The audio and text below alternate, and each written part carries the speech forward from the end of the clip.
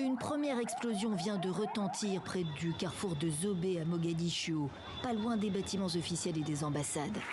Les passants courent se mettre à l'abri. C'est un attentat à la voiture piégée. Et même un double attentat. 2 explosions à quelques minutes d'intervalle devant le ministère de l'Éducation, suivi de coups de feu. J'étais sur les lieux de la première explosion et puis j'ai couru. J'étais encore sous le choc quand une autre détonation a frappé le même endroit.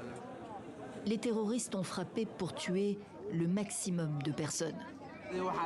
Au moins 30 personnes ont été emmenées à l'hôpital.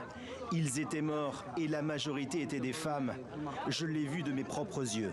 Pas de revendication jusqu'ici, mais un drame déjà vécu sur cette artère très fréquentée du centre de la capitale somalienne. Frappée il y a 5 ans, quasi jour pour jour, par une attaque au camion piégé. 512 morts à l'époque, l'attentat le plus meurtrier qu'ait connu la Somalie. Cette fois encore, tous les regards se tournent vers les Chebab, les militants djihadistes auxquels les autorités ont déclaré une guerre totale. Le président ne les désigne pas par leur nom. Le peuple somalien musulman et nous sommes en guerre contre ces hommes.